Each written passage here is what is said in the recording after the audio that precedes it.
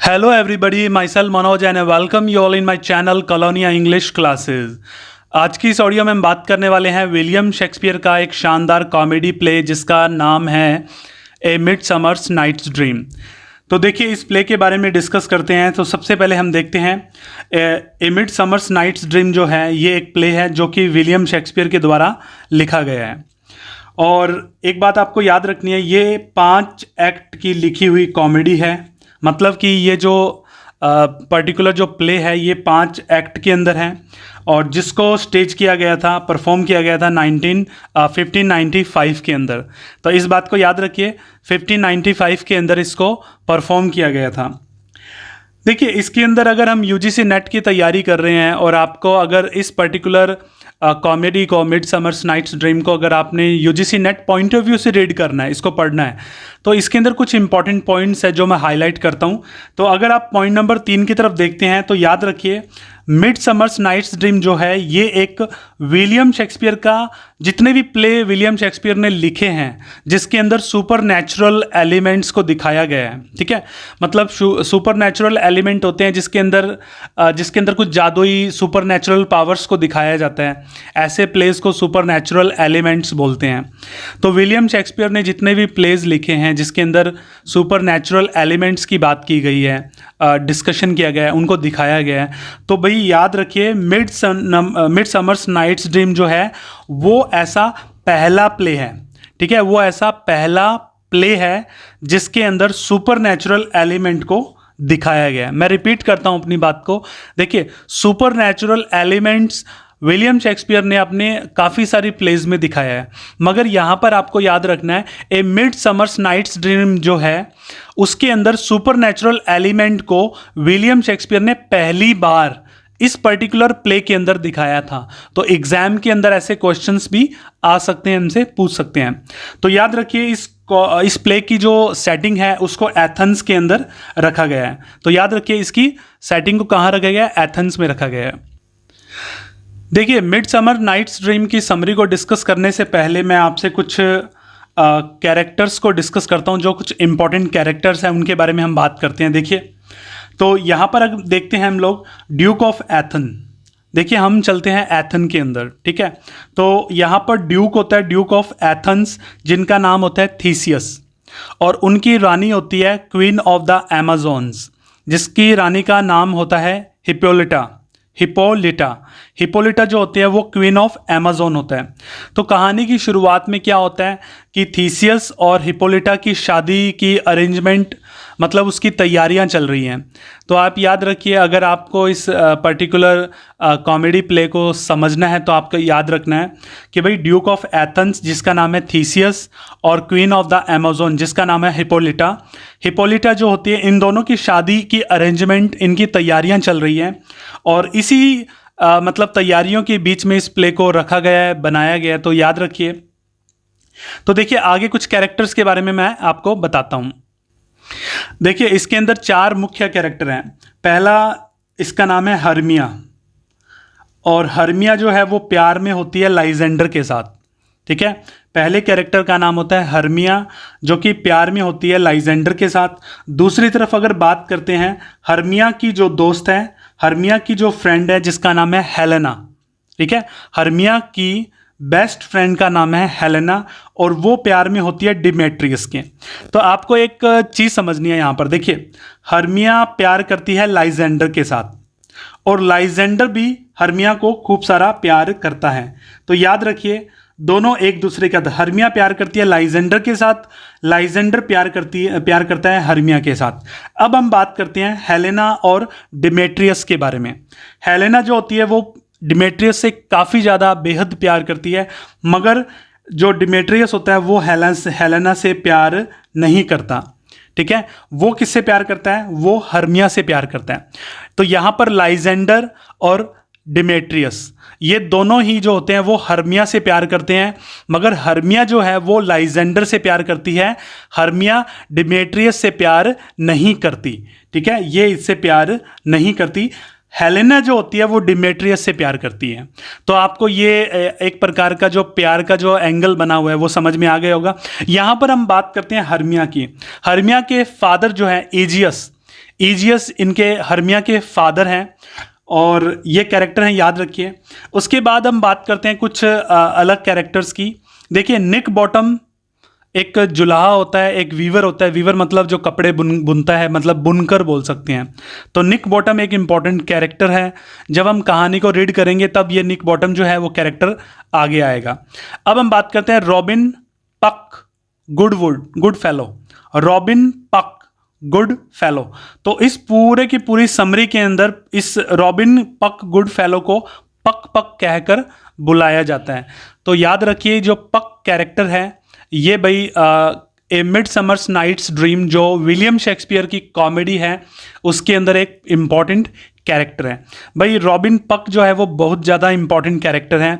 जब हम समरी के ऊपर आएंगे तब हम देखेंगे कि पक जो है वो अपने गेम खेलता है, वो किस प्रकार पूरे की पूरे प्ले के अंदर एक खिचड़ी से बना देता है और उस खिचड़ी के द्वारा ही एक प्रकार की कॉमेडी क्रिएट होती है।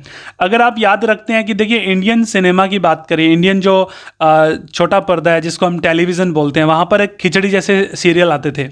उसके अंदर क्या होता था, उसके अंदर कुछ एरर्स मतलब कि कुछ ऐसी चीज़ें होती थी कि पूरे प्ले के अंदर कुछ कन्फ्यूज़न क्रिएट करके कॉमेडी बनाई जाती थी। तो इस प्रकार विलियम शेक्सपियर ने भी ए मिडसमर्स नाइट्स ड्रीम के अंदर इस प्रकार की कॉमेडी को क्रिएट करने का प्रयास किया है, ट्राई किया है। तो बड़ी शानदार कॉमेडी है। अब हम बात करते हैं ओबरॉन के बारे में। ओबरॉन जो होता है इसके बारे में याद रखना है, ओबरॉन एक किंग है और किंग कहाँ का होता है, ये एक फेरी लैंड है, वहाँ का किंग होता है जिसका नाम होता है ओबरॉन। और इसकी जो रानी होती है उसका नाम होता है टाइटेनिया। तो टाइटेनिया भी फेरी क्वीन जो क्वीन फेरीज हैं उनकी क्वीन होती है। तो ये एक कैरेक्टर्स हैं जो इंपॉर्टेंट कैरेक्टर्स हैं। इसके अलावा बहुत सारे कैरेक्टर्स हैं जो कि जो आगे समरी में आएंगे वो मैं आपको वन बाय वन आगे चलकर डिस्कस करूँगा। देखिए आगे चलते हैं। अब हम बात करते हैं समरी के बारे में। तो समरी के बारे में हम बात करते हैं पहले पॉइंट के बारे में। ए Midsummer's Night's dream has 5 plots. तो याद रखना है मिडसमर नाइट्स जो ड्रीम है उसके अंदर लगभग कुल मिलाकर 5 ऐसे प्लॉट आते हैं जो एक दूसरे से काफ़ी ज़्यादा इंटरकनेक्टेड हैं, जो एक दूसरे से काफ़ी ज़्यादा जुड़े हुए हैं। और ये पांचों के पांचों प्लॉट मैं डिस्कस करूँगा। और याद रखिए 5 एक्ट की कॉमेडी है जिसके अंदर लगभग 5 प्लॉट्स हैं और ये पांचों प्लॉट जो हैं वो एक दूसरे के साथ इंटर कनेक्टेड है, मतलब वो एक दूसरे के साथ जुड़े हुए हैं। देखिए दूसरा point, in the starting of the play we come to know. देखिए प्लॉट के मतलब इस पर्टिकुलर कॉमेडी प्ले की शुरुआत में हम देखते हैं कि जो ड्यूक ऑफ थीसियस होता है एथेंस का, ठीक है, ड्यूक थीसियस ऑफ एथेंस और अमेज़न क्वीन हिप्पोलिटा, इन दोनों की शादी की तैयारियां चल रही हैं। और ये पहला प्लॉट है कि शादी की तैयारियां चल रही हैं, तो उसके अंदर किस प्रकार कहानी बनती है वो हम आगे देखते हैं। तो याद रखिए प्लॉट की शुरुआत के अंदर क्या होता है कि ड्यूक थीसियस ऑफ एथेंस और अमेज़न क्वीन ऑफ हिप्पोलिटा, इन दोनों की शादी की तैयारियां चल रही हैं। अब शादी की तैयारियों में क्या होता है, व्हेन द प्ले स्टार्ट्स, जब प्ले की शुरुआत होती है तब हम क्या देखते हैं, हर्मिया जो कि एजियस की बेटी होती है, हर्मिया वो भाई लाइजेंडर से बहुत प्यार करती है। और जो हर्मिया होती है उसको उसके फादर बोलते हैं कि भाई तुम लाइजेंडर नाम के इस लड़के से प्यार करना छोड़ दो और तुम्हारी शादी डिमेट्रियस नाम के लड़के से करा दी जाएगी। तो देखिए याद रखिए हर्मिया के जो फादर होते हैं एजियस, वो हर्मिया के ऊपर प्रेशर डालते हैं कि भाई तुम लाइजेंडर से प्यार मत करो बल्कि डिमेट्रियस से प्यार करो और ये काफ़ी ज़्यादा रेपुटेड लड़का है तो तुम इससे शादी कर लो। मगर हर्मिया क्या करती है, वो बिल्कुल रिफ्यूज़ कर देती है। ये देखिए रिफ्यूज़ कर देती है, मना कर देती है अपने फादर को कि भाई मैं डिमेट्रियस से शादी नहीं करूँगी। तो ये बात याद रखिए। अब हम बात करते हैं, now let's talk about Helena. अब हर्मिया की बेस्ट फ्रेंड हेलेना की बात करते हैं।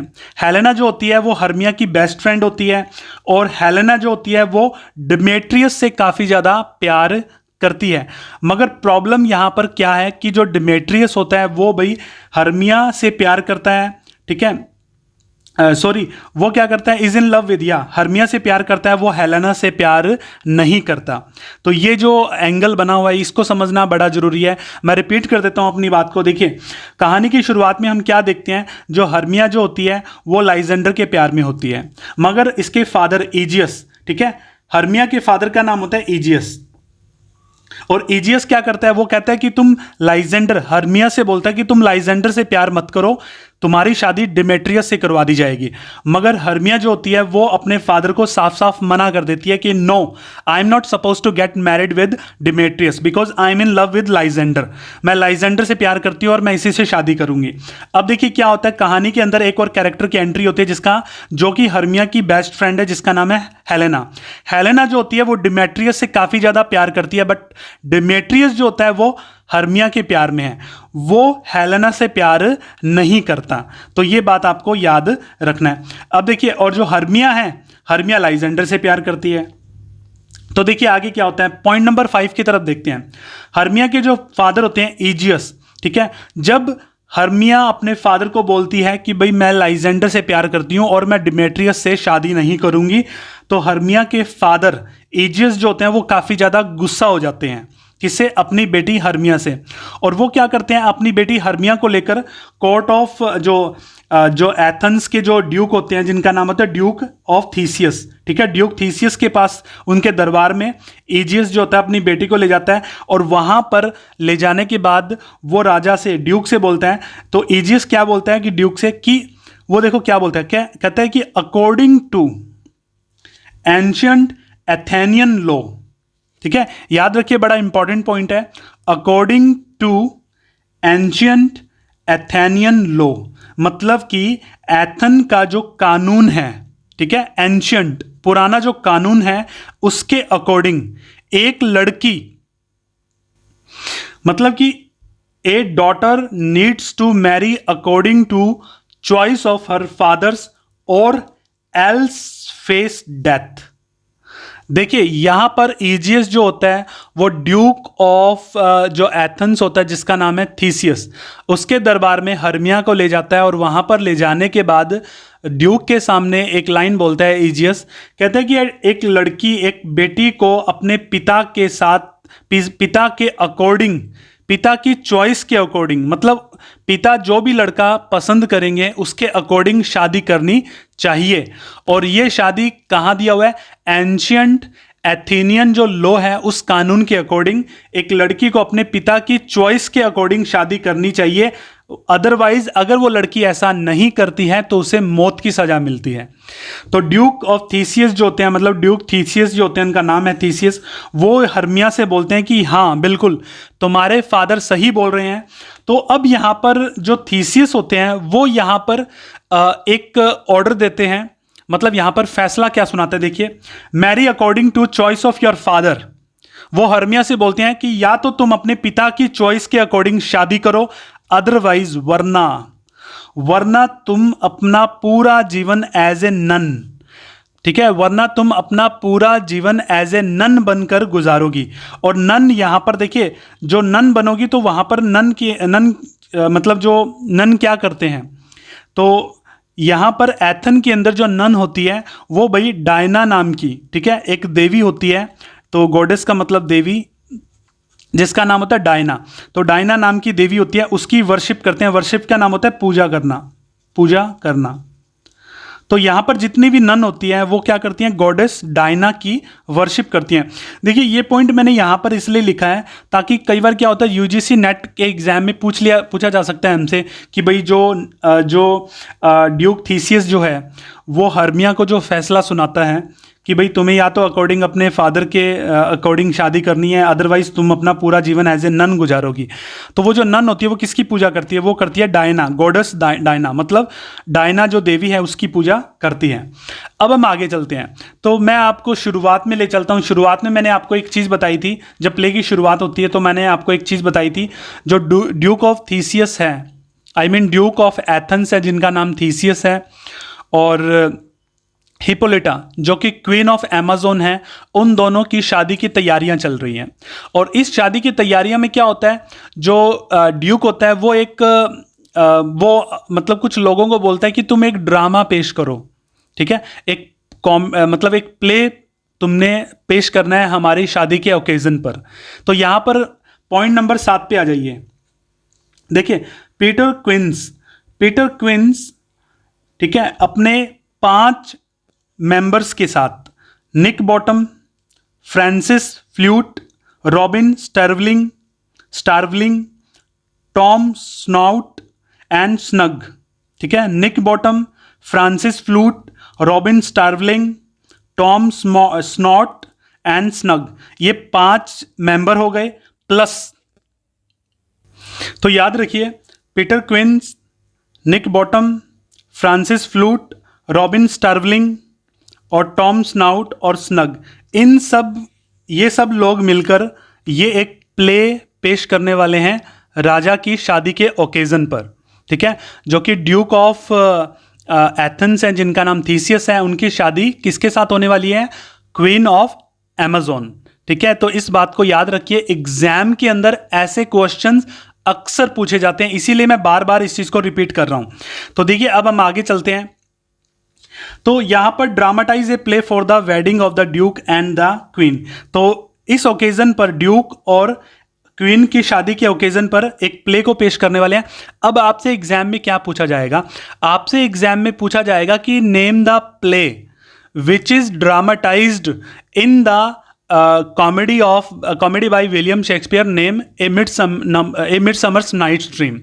तो इसके अंदर क्या है, मतलब ये जो कॉमेडी है मिडसमर्स नाइट्स ड्रीम, इसके अंदर पीटर क्विंस, ठीक है, Peter Quince, Nick Bottom, Francis Flute, Robin Starveling और टॉम स्नाउट और स्नग, ये सारे के सारे लोग मिलकर एक ड्रामा पेश करने वाले हैं शादी के ओकेजन पर, ठीक है। और शादी किसकी है? ड्यूक की और क्वीन की। तो ये दोनों याद रखिए, ड्यूक और क्वीन की शादी है। और उस पर्टिकुलर ड्रामा का नाम क्या है? याद रखिए, the most lamentable comedy and most cruel death of Pyramus and Thisbe. Pyramus and Thisbe, मैं रिपीट करता हूं, the most lamentable comedy and most cruel death of Pyramus and Thisbe. तो ये एक पर्टिकुलर प्ले का नाम है, इस नाम को याद रखिए। तो जो निक बॉटम होता है, याद रखिए, जो निक बॉटम है, ठीक है, निक बॉटम जो है वो इस प्ले के अंदर एक पर्टिकुलर एक इंपॉर्टेंट मेन प्ले रोल निभा रहा है, जिसका रोल का नाम है पिरामस। तो ये भी आपसे एग्जाम में पूछा जा सकता है कि जो निक बॉटम है, ठीक है, निक बॉटम एक कंपनी का, जो कि ड्रामा कंपनी है, उसका मेंबर है। तो आपसे क्वेश्चन में ये पूछा जाएगा कि भाई निक बॉटम कौन सा रोल निभा रहा है? तो याद रखिए, पिरामस का रोल निभा रहा होता है इस प्ले के अंदर। और इस रोल को लेकर वो काफ़ी ज़्यादा ओवर एंथुजियास्टिक होता है, ठीक है। ओवर एंथुजियास्टिक मतलब बहुत ज़्यादा खुश होता है। कौन? निक बॉटम। तो ये बात आप याद रखिए। अब हम बात करते हैं, नाउ टॉक अबाउट, अब हम बात करते हैं ओबरॉन की। ओबरॉन के बारे में मैंने शुरुआत में आपको बताया था कि ओबरॉन कौन था। ओबरॉन एक फेरी, ठीक है, फेरी लैंड है, वहाँ का राजा है ओबरॉन, ठीक है, king of fairies. And Titania जो होती है वो इनकी, ओबरॉन की क्या है? वो उसकी पत्नी है, वो उसकी रानी है, वो उसकी क्वीन है। तो they both have come outside in forest from Athens. तो ये दोनों, ओबरॉन एंड टाइटेनिया, याद रखिए, ओबरॉन एंड टाइटेनिया जो है ये दोनों अब जंगल में आए हैं, ठीक है। एथन के बाहर जो फॉरेस्ट होता है उस जंगल में आए हैं। टाइटेनिया टेल्स टू ओबरॉन, टाइटेनिया जो होती है ओबरॉन को बोलती है कि भाई उसका जो प्लान है वो तो भाई राजा और रानी, ठीक है, जो राजा कौन? ड्यूक ऑफ एथेंस, ठीक है, जिसका नाम थीसियस होता है, और उसकी जो शादी है वो किसके साथ होती है? क्वीन अमेज़न के साथ। तो यहाँ पर टाइटेनिया बोलती है अपने पति, अपने राजा से, ओबरॉन से, कि भाई मेरा प्लान जो है ना वो तो है कि शादी में जाना और उनकी शादी अटेंड करना, ठीक है। तो शादी किसकी थी? थीसियस और हिप्पोलिटा की शादी को अटेंड करना। तो टाइटेनिया अपने पति ओबरॉन से बोलती है कि मेरा तो प्लान बन चुका है, मैं थीसियस और हिप्पोलिटा की शादी में जा रही हूँ। तो जो ओबरॉन होता है seeks to punish Titania's disobedience. तो यहाँ पर देखिए, आपको एक चीज़ समझना है, ओबरॉन जो होता है, ओबरॉन का कहना नहीं मानती टाइटेनिया, और ओबरॉन को काफ़ी ज़्यादा गुस्सा आता है। तो ओबरॉन जो होता है वो अब ये डिसीजन लेता है कि भाई वो टाइटेनिया को पनिश करेगा, टाइटेनिया को मतलब एक प्रकार से सजा देगा। अब वो सजा क्या है? वो बड़ी मज़ेदार चीज़ होती है, वो देखिए क्या है। तो देखिए, ओबरॉन जो होता है seeks to punish Titania's disobedience. Disobedience का मतलब होता है कि कहना ना मानना। तो यहाँ पर याद रखिए ओबरॉन जो होता है उसका कहना नहीं मानती टाइटेनिया, और जिस प्रकार ओबरॉन जो होता है उसको काफ़ी ज़्यादा गुस्सा आता है और वो टाइटेनिया को पनिश करने का सोचता है। तो वो क्या, ओबरॉन क्या करता है, ओबरॉन जो होता है वो अपने एक प्रकार का स्प्राइट होता है, स्प्राइट मतलब एक परी, इल्फ, ठीक है, स्प्राइट एक परी और एक इल्फ होती है। तो यहां पर ओबरॉन जो है वो अब एक रॉबिन पक, ठीक है, रॉबिन पक गुड फेलो जो कि एक स्प्राइट है, वो उसको बुलाता है। और इस रॉबिन पक गुड फेलो की खास बात क्या है, ये बड़ा इंपॉर्टेंट है जो आपको समझना है। देखिए रॉबिन पक गुड फेलो की खास बात यह है कि इसके पास एक मैजिकल पावर है, एक जादुई पावर है। ऐसा देखो क्या होता है, मैं आपको बताता हूँ। पक एक ऐसी परी होती है कि इल्फ होता है, इल्फ एक प्रकार का मतलब कोई प्रेत आत्मा समझिए, कोई एक प्रकार की परी समझिए जिसके पास जादुई ताकतें होती हैं। तो ओबरॉन जो होता है वो पक को बुलाता है और पक से कहता है कि तुम्हें मेरे ऑर्डर्स मानने पड़ेंगे, मैं तुम्हें जो बोलूँगा वो काम करना पड़ेगा। पक कहता है कोई प्रॉब्लम नहीं है। पक के पास क्या मैजिकल पावर है। अब किस प्रकार की मैजिकल पावर है, देखिए पक के पास एक प्रकार का फूलों का रस है। अगर वो रस किसी की आंख में डाल दिया जाए, ठीक है, मतलब जैसे कोई सो रहा है और सोते सोते अगर वो जो फूलों का रस होता है जिसको हम मैजिकल जूस बोलते हैं या मैजिकल पोशन बोल सकते हैं या मैजिकल दवाई बोल सकते हैं, वो किसी सोते हुए इंसान की आंखों में डाल दिया जाए और जब वो इंसान सुबह या जब भी वो उठता है और उठने के बाद जिस किसी भी जीवित प्राणी को देखता है, चाहे वो जानवर हो चाहे वो इंसान हो, जीवित मतलब कि लिविंग थिंग्स होनी चाहिए वो, ठीक है, जिस किसी भी मतलब जैसे ही वो उठा और आंखें खोलते ही जो भी शक्ल जो भी इंसान वो पहले मिलेगा वो उसी के प्यार में पागल हो जाएगा। तो इस प्रकार की एक जादुई पोशन है, जादुई मतलब एक प्रकार का ये फ्लूइड समझिए, एक प्रकार का रस समझिए, जूस समझिए। तो ये बात याद रखनी है जो कि पक के पास होती है। ये क्वेश्चन एग्जाम में पूछा जा सकता है। आगे देखते हैं क्या होता है। सो ओबरॉन वांट्स टू पनिश। अब ओबरॉन क्या चाहता है, ओबरॉन जो होता है वो पक को आदेश देता है कि वो टाइटेनिया को पनिश करना चाहता है, टाइटेनिया को सजा देना चाहता है क्योंकि वो मेरा कहना नहीं मानती, इसीलिए वो रॉबिन पक को बुलाता है। तो रॉबिन पक को आप ऐसे याद रखिए, रॉबिन पक के पास एक जादुई क्या जूस है, ठीक है, मैंने आपको बताया था उसके पास क्या है, एक जादुई जूस है। और उस जूस से वो क्या करता है, उस जूस से वो किसी की भी आंख में डालेगा तो उसको वो उठने के बाद अगर किसी भी लिविंग थिंग्स की शक्ल देखता है तो वो उसके प्यार में पड़ जाता है। तो इस प्रकार रॉबिन पक एक स्प्राइट है, एक परी है, एक प्रकार की आत्मा है, एक प्रेत है, उसके पास एक मैजिकल पावर होती है। इस बात को याद रखिए, मैं बार बार रिपीट कर रहा हूँ, ठीक है। And he has a magical juice, और उसके बाद एक मैजिकल जूस होता है जो कि फ्लावर से लिया गया है, फूलों से लिया गया है, ठीक है। याद रखिए इस बात को भी मैं यहाँ पर हाईलाइट कर देता हूँ कि उसको फूलों से लिया गया है, एक प्रकार का मैजिकल जूस होता है यहाँ पर। और उसका नाम क्या है, ये बड़ा इंपॉर्टेंट है, एग्जाम में ऐसा पूछा जा सकता है कि रॉबिन पक गुड फेलो के जो मैजिकल जूस है जो उसने फ्लावर से लिया है उसका नाम क्या है। तो उसका नाम है लव इन इडलनेस, ठीक है, लव इन इडलनेस इस पर्टिकुलर मैजिकल जूस का नाम है। इसका मतलब ये होता है, इडलनेस का मतलब ये होता है कि जब इंसान कोई निष्क्रिय होता है, जब हम सो जाते हैं तो सोने के बाद हम क्या हो जाते हैं, निष्क्रिय हो जाते हैं, मतलब हम कोई किसी प्रकार का कोई काम नहीं करते। और जब हम कोई काम नहीं कर रहे हैं, हम सो रहे हैं, तो जब हम वो पोशन जो जूस उसकी आंखों में डाला जाए तो जो जैसे ही वो सुबह उठेगा और किसी भी पहले इंसान को देखेगा तो वो उसके प्यार में पागल हो जाएगा, ठीक है, बिल्कुल पागल हो जाएगा। तो इस प्रकार का ये एक जूस होता है। तो याद रखिए रॉबिन पक जो है उसके पास एक लव इन इडलनेस नाम का एक मैजिकल जूस है, इसका नाम है। देखिए आगे चलते हैं हम लोग। When this magical juice is applied to the eyelids, eyelids का मतलब होता है आंखें के जो ऊपर लेड होते हैं हमारे eyelids, ठीक है। eyelids के अंदर अगर डाला जाए तो वो स्लीपिंग पर्सन की आंखों में डाला जाए तो जब वो उठता है तो जिस किसी भी इंसान को, लिविंग थिंग को, ठीक है, ऑल लिविंग थिंग्स, याद रखिए हर कोई भी लिविंग थिंग, चाहे वो जानवर हो चाहे वो इंसान हो, जैसे ही वो किसी इंसान को, वो स्लीपिंग इंसान देखेगा उठने के बाद तो उसके प्यार में पड़ जाएगा। अब देखिए आगे चलते हैं।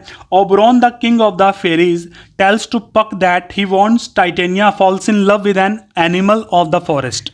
तो ये बड़ा इंपॉर्टेंट है, अब ये एग्जाम में पूछा जा सकता है एज ए क्वेश्चन, ठीक है। क्वेश्चन क्या बनेगा कि ओबरॉन जो होता है वो पक को ऑर्डर देता है, ठीक है। ओबरॉन जो है वो पक को ऑर्डर देता है कि तुम एक काम करो, टाइटेनिया जो मेरी पत्नी है उसने मुझे डिसओबीडियंट किया है, मतलब उसने मेरा कहना नहीं माना, तो उसे मुझे सजा देनी है। तो तुम एक काम करो, तुम उसकी आंखों में वो पोशन, वो जो इडलनेस का वो जो जूस है, ठीक है, वो जो जूस है, वो जो जूस है, वो जूस तुम टाइटेनिया की आंख में डाल दो और ऐसा कुछ करो कि वो किसी जानवर को प्यार करने लग जाए, ठीक है, किसी जानवर को प्यार करने लग जाए और जानवर के प्यार में पड़ जाए। अब देखिए, ये तो था एक प्लॉट, ठीक है। अब एक और कहानी बीच में चल रही है। तो मैंने आपको बताया था अभी जो हर्मिया जो है वो अपने फादर को बोलती है कि वो लाइजेंडर से प्यार करती है और वो डिमेट्रियस से प्यार नहीं करती। तो इसलिए अब वो क्या करते हैं, देखिए इसी बीच क्या होता है, हर्मिया और लाइजेंडर ये दोनों क्या करते हैं, ये दोनों एक प्लान बनाते हैं कि भाई वो दोनों जंगल में भाग जाएंगे, एस्केप हो जाएंगे और फॉरेस्ट के अंदर चले जाएंगे और वो चुपचाप बिना बताए किसी से दोनों आपस में शादी कर लेंगे, ठीक है। अब हर्मिया की फ्रेंड होती है हेलेना, ठीक है, हर्मिया की बेस्ट फ्रेंड होती है हेलेना। हेलेना जो होती है वो डिमेट्रियस के प्यार में होती है और डिमेट्रियस किसके प्यार में होता है, वो होता है लाइजेंडर के, सॉरी डिमेट्रियस जो होता है वो हर्मिया के प्यार में होता है, ठीक है। और इस प्रकार ये एक ट्रायंगल सा, मतलब एक प्रकार का प्यार में एक ट्रायंगल चल रहा होता है। तो याद रखिए, हर्मिया और लाइजेंडर ने डिसीजन ले लिया, प्लान बनाया कि वो जंगल में चुपचाप भाग जाएंगे, ठीक है। और जो सिटी है, थीसियस की जो सिटी है, राजा की जो सिटी है, उससे दूर चले जाएंगे जंगल में। मगर जैसे ही वो जंगल में भागते हैं तो हर्मिया क्या करती है, हर्मिया जाने से पहले अपना पूरा भागने का जो प्लान होता है वो हेलेना को बता देती है।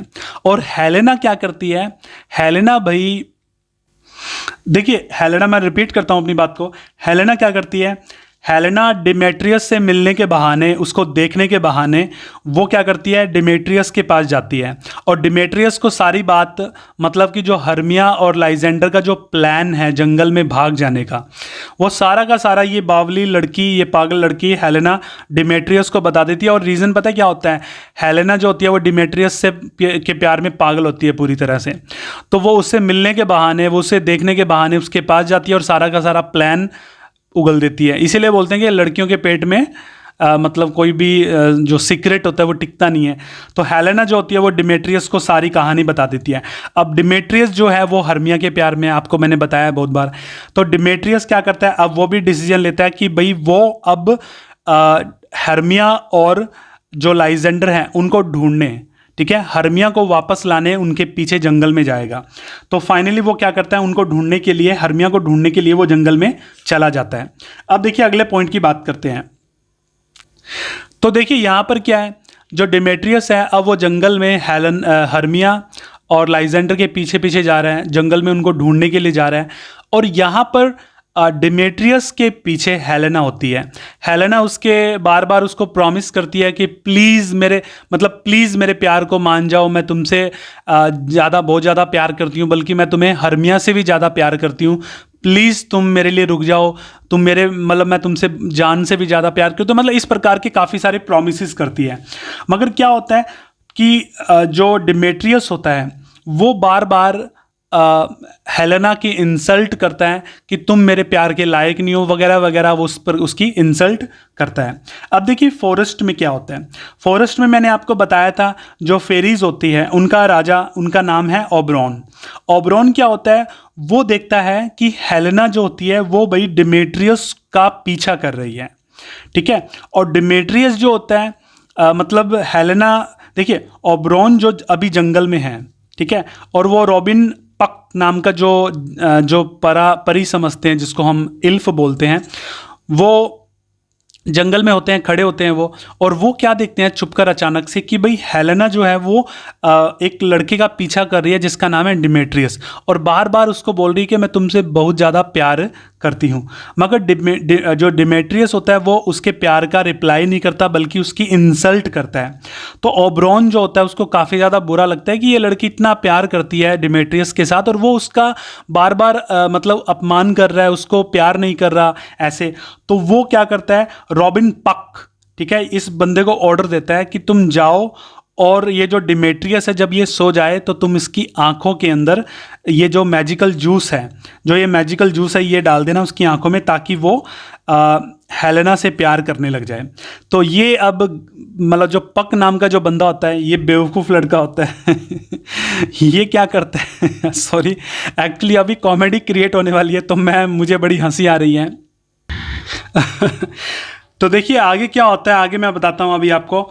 देखिए ओबरॉन जो होता है वो पक को ऑर्डर देता है कि भाई तुम जाओ और इस डिमेट्रियस नाम का जो लड़का है, जो कि हेलेना जिससे बहुत ज़्यादा प्यार करती है, मगर Demetrious doesn't love him back, इसकी जब ये सो जाता है डिमेट्रियस, तो इसकी आंखों में वो जो जूस है, वो मैजिकल जो पोशन है, उसकी आंखों में डालो, और ताकि हेलेना उससे प्यार करने लग जाए। ठीक है, तो अब क्या होता है, जो पक होता है वो थोड़ा बेवकूफ़ होता है वो क्या करता है, गोज इन फॉरेस्ट, पक जो होता है वो जंगल में जाता है और क्या देखता है कि Lysander is sleeping with Helena, sorry Hermia. ठीक है, लाइजेंडर जो होता है, लाइजेंडर और हर्मिया जो होते हैं वो जंगल में आराम कर रहे होते हैं। तो अचानक से क्या होता है, पक जो होता है वो लाइजेंडर को देखता है और ये समझ बैठता है कि ये डिमेट्रियस है, और जाकर इसकी आंखों में वो पोशन डाल देता है। अब लाइजेंडर की आंखों में पोशन डालने के बाद क्या होता है कि लाइजेंडर सो रहा होता है। तो कहने का मतलब ये है कि जो पक होता है वो अब लाइजेंडर की आंखों में वो जो जूस होता है वो डाल देता है, मैजिकल जो मतलब जो पोशन है वो डाल देता है। और अब हेलेना जो कि डिमेट्रियस का पीछा कर रही है जंगल में, अचानक से हेलेना को नज़र आता है लाइजेंडर, और वो लाइजेंडर को उठाने लग जाती है और वो सोचती है कि लाइजेंडर जिंदा है या मर चुका है, मतलब इसलिए वो उसको जगाती है। और जैसे ही लाइजेंडर जागता है तो पहली नज़रें पड़ती है हेलेना पे। अभी तक तो जो लाइजेंडर था वो हर्मिया से प्यार करता था, मगर जैसे ही उस पोशन के बाद, आंखों में पोशन डालने के बाद, अब वो हेलेना को देखता है और उसके प्यार में पागल हो जाता है। तो जैसे ही लाइजेंडर उठता है और हेलेना को देखता है तो उससे अपना प्यार का इजहार करता है और बोलता है कि मैं तुमसे बहुत ज़्यादा प्यार करता हूँ। मगर हेलेना, उसको पता है कि इतने सालों तक मैं उसको मतलब कहती आ रही हूँ, ठीक है, मतलब इतने सालों तक ये मतलब शायद वो ये मुझसे बकवास कर रहा है, ये मजाक कर रहा है, ये मेरा मजाक उड़ा रहा है। तो इस प्रकार वो इस चीज़ पे बिलीव नहीं करती हेलेना।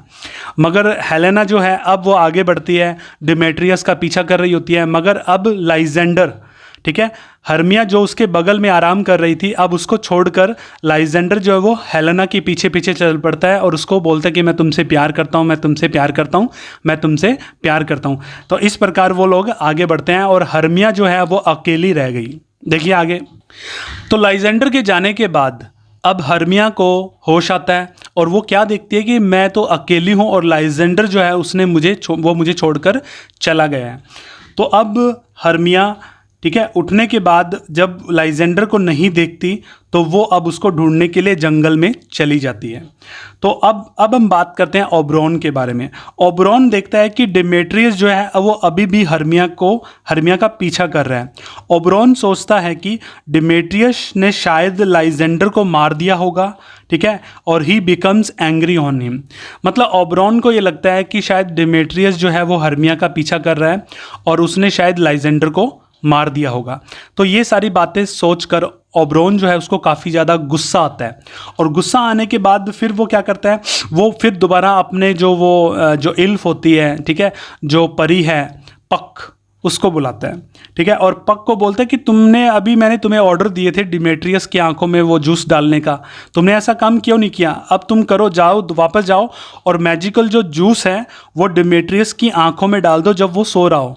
तो पक क्या करता है, पक अब वैसा ही करता है, ठीक है, वो क्या करता है, वो जाकर सोते हुए डिमेट्रियस की आंखों में वो मैजिकल जूस, मैजिकल पोशन डाल देता है।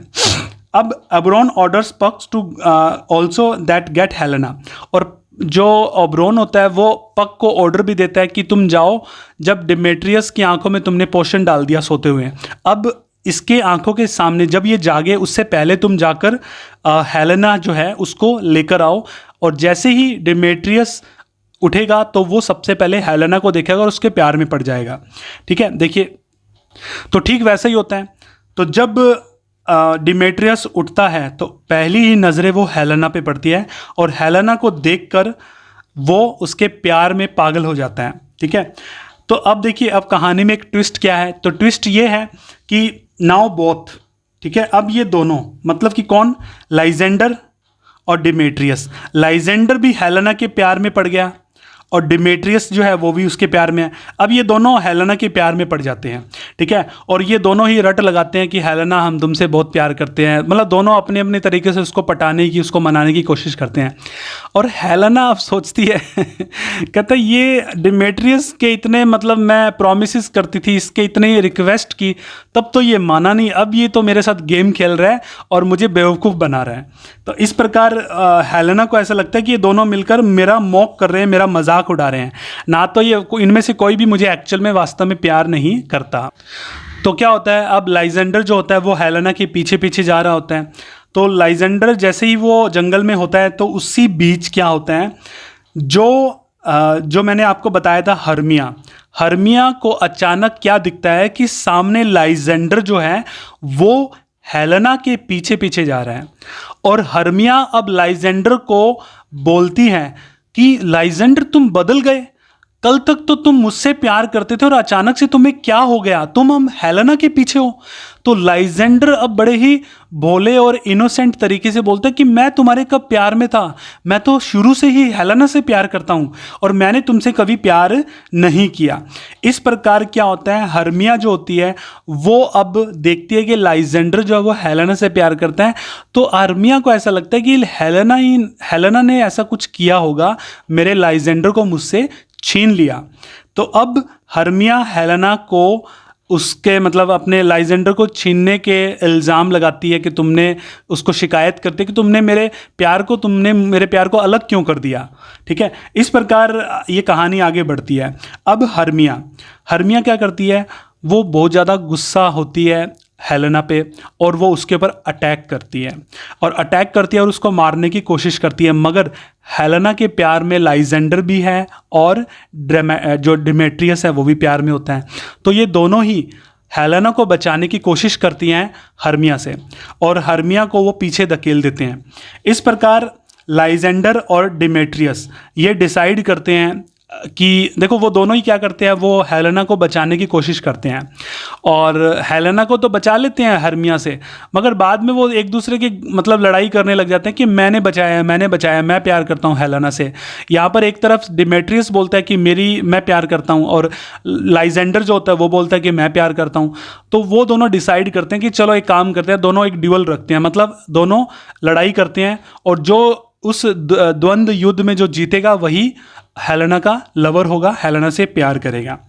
तो ओब्रॉन जो होता है वो अब अपने पक को ऑर्डर देता है, जो रॉबिन पक है उसको ऑर्डर देता है कि तुम जाओ और जो मैजिकल जूस जो तुमने लाइजेंडर की आंखों में डाला है जिसके कारण वो हेलेना से प्यार करने लगा, वो जूस तुम उसकी आंखों से रिमूव कर दो, हटा दो, ताकि वो वापस अपनी हर्मिया के पास वापस आ सके।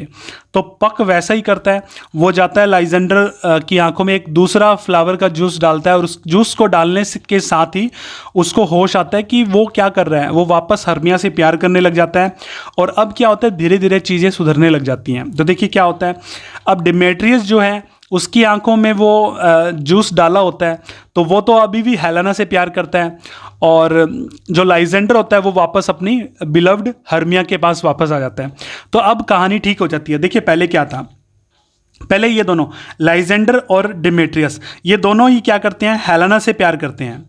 ये दोनों ही पहले तो हेलेना से प्यार करते हैं, मगर अब पक को ऑर्डर मिलता है कि तुम जाओ और लाइजेंडर की आंखों के अंदर एक नया जो फ्लावर का जूस डालो, ताकि वो हेलेना से प्यार करना छोड़ दे और वापस वो अपनी हर्मिया के पास आ जाए।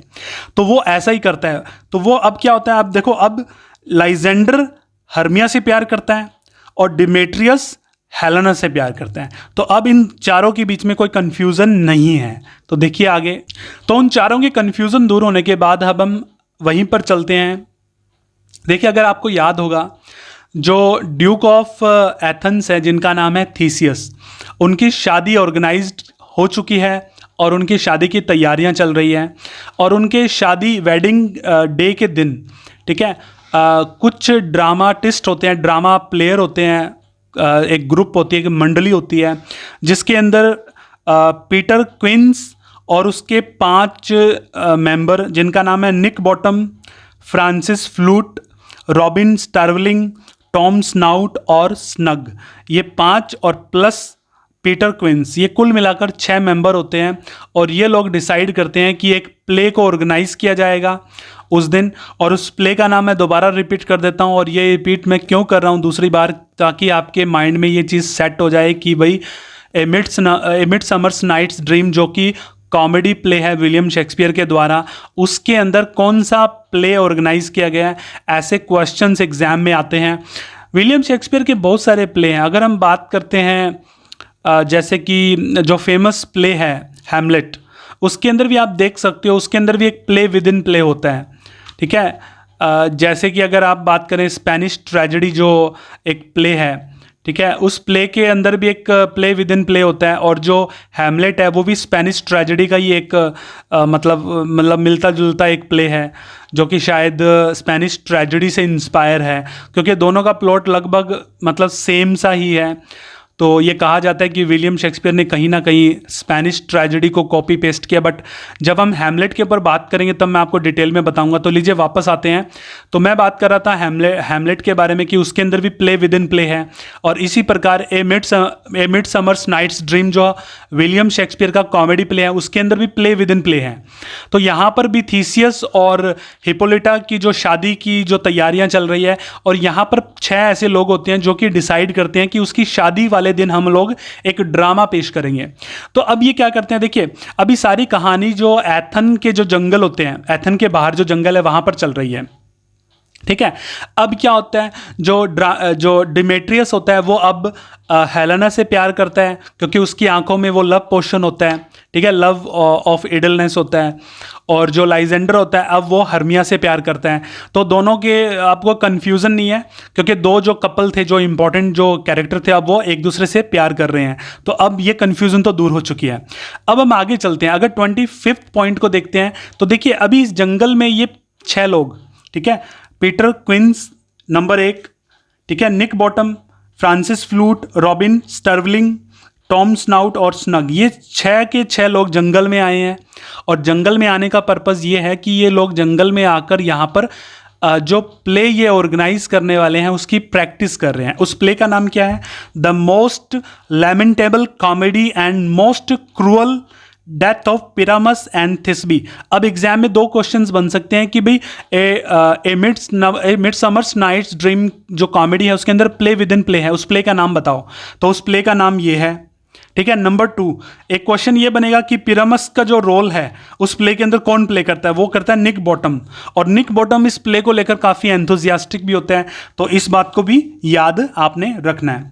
तो लीजिए आगे चलते हैं। तो ये सारे के सारे लोग क्या करते हैं, जंगल में आते हैं, वुड्स में आते हैं, ताकि उसकी रिहर्सल कर सकें, ठीक है। इसी वक्त क्या देखते हैं, निक बॉटम, ठीक है, जो निक बॉटम जो है वो रिहर्सल कर रहा है, ठीक है। और रिहर्सल करते करते क्या होता है, जो पक है, रॉबिन पक है, जो एक मतलब एक इल्फ है, उसके हत्थे चढ़ जाता है निक बॉटम। मतलब क्या होता है, निक बॉटम जो है ना उसको देख लेता है पक निक बॉटम को देखता है। और निक बॉटम को देखकर ये क्या करता है, ये शरारत करता है, ये इसके सर मतलब इसको ये क्या बना देता है, डंकी बना देता है, इसके सर पर ना एक गधे का सर लगा देता है। ऐसा कुछ ये जादू करता है कि निक बॉटम के सर पर गधे का सिर लग जाए। आगे और बड़ी इंटरेस्टिंग कहानी बनेगी, कॉमेडी है ये। तो पक ने क्या किया, निक बॉटम के सर पर एक गधे का सिर लगा दिया, जिसको हम डोंकी बोलते हैं, डंकी का एक सर लगा देता है। तो निक बॉटम के सर पर अब गधे का सिर है और वो काफ़ी ज़्यादा परेशान हो जाता है कि ये मेरे साथ क्या हुआ। तो वो दौड़ता दौड़ता अपने जो जंगल के अंदर जो उसके साथी होते हैं, कंपनी के जो ग्रुप के मेंबर होते हैं, उनके पास वापस जाता है।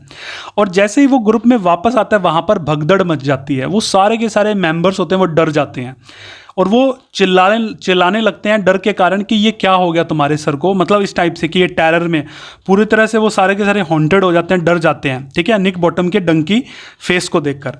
तो एज ए रिजल्ट अब इसके बाद क्या होता है कि ऑल जो जितने मेंबर्स होते हैं वो निक बॉटम को अकेला छोड़कर वहाँ से जंगल से भाग जाते हैं। अब निक बॉटम जो है वो वहाँ पर जंगल में क्या है, अकेला है, ठीक है।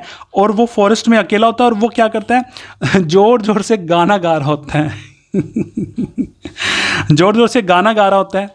और अब कहानी में ट्विस्ट कहाँ पर आता है, देखिए मैंने आपको बताया था कि जो ओबरॉन है उसकी जो क्वीन है, उसकी जो वाइफ है, उसका नाम होता है टाइटेनिया। तो ओबरॉन जो होता है वो पक को ऑर्डर देता है कि टाइटेनिया को हमें पनिश करना है। तो टाइटेनिया को पनिश करने के लिए ओबरॉन पक को बोलता है कि तुम एक काम करो, टाइटेनिया की आंखों में वो पोशन डाल दो, लव पोशन, और इसको किसी एनिमल के साथ प्यार में पड़ा दो, मतलब एनिमल के साथ प्यार करने लग जाए। तो वही होता है। क्या होता है, अब टाइटेनिया सो रही होती है और उसकी आंखों में वो फ्लावर का जो जूस होता है वो डाल दिया जाता है। और अब अचानक से निक बॉटम, जो कि उसके सर पर अभी डंकी का फेस लगा हुआ है, वो गाना गा रहा है जोर जोर से। और जैसे ही वो टाइटेनिया सो रही टाइटेनिया के पास आसपास जाता है और वो जोर जोर से गाना गाता है, तो गाना गाते हुए सुन लेती है टाइटेनिया और उसको जाग आ जाती है, उसको होश आ जाता है। होश आने के बाद वो पहली बार वो उस निक बॉटम को देखती है और उस डंकी फेस को देख के उसके प्यार में पड़ जाती है। और जैसे ही वो प्यार में पड़ जाती है, तो देखिए ये एक इंटरेस्टिंग सीन आता है यहाँ पर, इसीलिए इसको कॉमेडी कहा गया है, मिडसमर्स नाइट्स ड्रीम को। तो टाइटेनिया अब निक बॉटम के प्यार में पड़ जाती है, जो कि अब डंकी फेस लगा हुआ है। अब ओबरॉन जो होता है वो अब पक को ऑर्डर देता है कि भाई ठीक है, टाइटेनिया को जो सज़ा देनी थी वो पूरी हो चुकी है, ठीक है। अब वो जो निक बॉटम नाम का जो डंकी फेस है उसको प्यार कर रही है, तो कोई बात नहीं, अब हम सारी चीज़ें ठीक कर देते हैं। अब पक को ओबरॉन ऑर्डर देता है कि अब तुम टाइटेनिया की पनिशमेंट समाप्त हो चुकी है, तो तुम इसकी आंखों को वापस ठीक कर दो ताकि ये वापस मेरे पास आ जाए। तो देखिए आगे, तो यहाँ पर दो चीज़ें याद रखनी है आपने कि यहाँ पर ओबरॉन जो है वो दो प्रकार के ऑर्डर देता है, 2 ऑर्डर्स, ठीक है। नंबर 1, एक तो वो टाइटेनिया जो अब निक बॉटम जिसका फेस डंकी फेस है उसको प्यार में होती है वो, और दूसरी तरफ लाइजेंडर जो था वो भी हेलेना के प्यार में था। तो यहाँ पर ओबरॉन जो होता है वो 2 ऑर्डर देता है, एक तो ये कि तुम जाओ और जो टाइटेनिया है उसकी आंखों को ठीक करो ताकि वो मेरे पास वापस आ जाए, ठीक है। और दूसरा लाइजेंडर जो अभी जो हेलेना से प्यार करता है उसको भी ठीक कर दो ताकि वो वापस हर्मिया से प्यार करने लग जाए। तो इस प्रकार ये 2 चीज़ें ठीक हो जाती हैं कहानी के अंदर। तो कुल मिलाकर ये बातें होने के बाद अब होती है अगली सुबह। तो अगली सुबह जैसे ही होती है तो सारी की सारी चीज़ें जो होती है वो अब वेल हो जाती है, अब वो सारी की सारी चीज़ें ठीक हो जाती हैं, ठीक है। थीसियस और हिपोलिटा की शादी, इन दोनों की शादी जो होती है वो बोथ अराइव इन वुड्स। अब देखिए थीसियस एंड हिपोलिटा जो होते हैं वो जंगल में आते हैं, जंगल में आते हैं कुछ शिकार विकार करने के लिए, ठीक है। जैसे ही राजा महाराजा जो ऑफन जो जर्नली करते हैं, तो दोनों शिकार करने आते हैं। तो उनको क्या नज़र आता है कि ये जो सारे लवर्स हैं, ठीक है, जैसे कि लाइजेंडर है, हर्मिया है, हेलेना है और डिमेट्रियस है, ठीक है, और टाइटेनिया है, और इस प्रकार के जितने भी लोग हैं इन सबको थीसियस और हिपोलिटा देखते हैं जंगल के अंदर। तो थीसियस अब ऑर्डर देता है इजियस से। इजियस कौन होता है, मैंने आपको बताया था हर्मिया का फादर होता है, जिसने कहानी की शुरुआत में हर्मिया को प्रेशराइज किया था कि तुम डिमेट्रियस से शादी कर लो, ठीक है। बट हर्मिया ने क्या किया था, कहती वो तो मैं लाइजेंडर से प्यार करती हूँ, इस चक्कर में ये दोनों घर से भाग जाते हैं और जंगल में चले जाते हैं। तो थीसियस और हिपोलिटा अब जंगल में शिकार करने आए हैं, और अब वो क्या देखते हैं, हर्मिया को देखते हैं, लाइजेंडर को देखते हैं, डिमेट्रियस को देखते हैं और हेलेना को देखते हैं। तो अब थीसियस इजियस को ऑर्डर देता है कि हर्मिया की शादी जो है ना, अपनी बेटी की शादी तुम लाइजेंडर के साथ करो। और जो पहला जो कानून अपन ने बताया था कि भाई नहीं, तो इसको हर्मिया को या तो अपने फादर का कहना मानना पड़ेगा या फिर शादी का मतलब नन बनना पड़ेगा, वो डिसीजन मैं कैंसिल करता हूँ, तो तुम जाओ और अपनी बेटी की शादी लाइजेंडर से कर दो। तो अब क्या होता है, कहानी के एंड में अब 3 शादियाँ ऑर्गेनाइज होती हैं, ठीक है। नंबर 1, एक तो थीसियस और उसकी जो होने वाली वाइफ हिपोलिटा की, ठीक है, थीसियस और हिपोलिटा की शादी ऑर्गेनाइज होती है।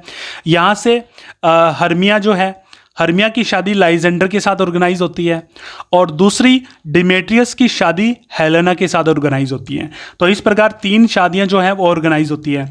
अब हम चलते हैं उसी ड्रामा कंपनी की तरफ। तो ड्रामा कंपनी में मैंने बताया था निक बॉटम जिसके मतलब जो फेस है अब वो डंकी का फेस है, मगर अब क्या होता है जो निक बॉटम है अब उसका डंकी का फेस जो होता है वो हट जाता है और अब वो ठीक हो जाता है। अब वो क्या करता है, जो अपने दोस्त होते हैं, जो ग्रुप के मेंबर होते हैं, क्वींस और वो जो बाकी सब मेंबर होते हैं, उनके पास वापस जाता है, क्योंकि वो सारे के सारे लोग घबरा रहे थे कि निक बॉटम रह कहाँ गया। तो अब वो सारे के सारे निक बॉटम को याद करते हैं कि निक बॉटम कहाँ रह गया, क्योंकि निक बॉटम ने एक इंपॉर्टेंट रोल प्ले करना है पिरामस का। ठीक है, ये याद रखिए, मैं बार बार आपको बता रहा हूँ, पिरामस का रोल प्ले करना है। तो इस प्रकार निक बॉटम वापस उन लोगों के पास चला जाता है और अब ये लोग ड्रामा शुरू कर देते हैं किनके सामने, शादी के ओकेजन पे, क्योंकि थीसियस और हिपोलिटा की शादी हो रही है और उस शादी के ओकेजन पर इस ड्रामा को ऑर्गेनाइज किया जाता है।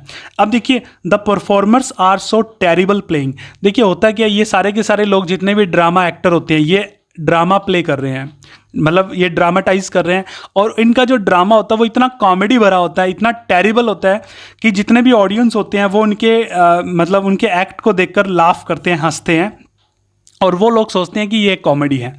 तो इस प्रकार ये जो प्ले है वो ख़त्म हो जाता है। तो गाइज़, आपको मेरा ये जो वीडियो है जो कि मिडसमर्स नाइट्स ड्रीम पर बनाया है, मैंने कैसा लगा, और मैंने पूरा कोशिश किया है कि हर एक इंसिडेंट को मैं इसके अंदर डिस्क्राइब करूं, आपको बताऊं, और आपको किसी भी प्रकार की समरी को डिटेल में पढ़ने की ज़रूरत नहीं है। सिर्फ आप मेरी वीडियो को अगर देख लीजिए तो आप सारे इंसिडेंट जो कि यूजीसी नेट के अंदर अक्सर पूछे जाते हैं वो सारे आपको समझ में आ जाएंगे। और guys, so before I end my lecture, I would like to tell you one thing, that please subscribe my channel and share my videos as much as possible and tell everybody as friends and all कि videos के अंदर बहुत शानदार play को describe किया गया है। तो guys, so I'll be back with a new lecture with new videos. So till then, bye bye. Thank you very much.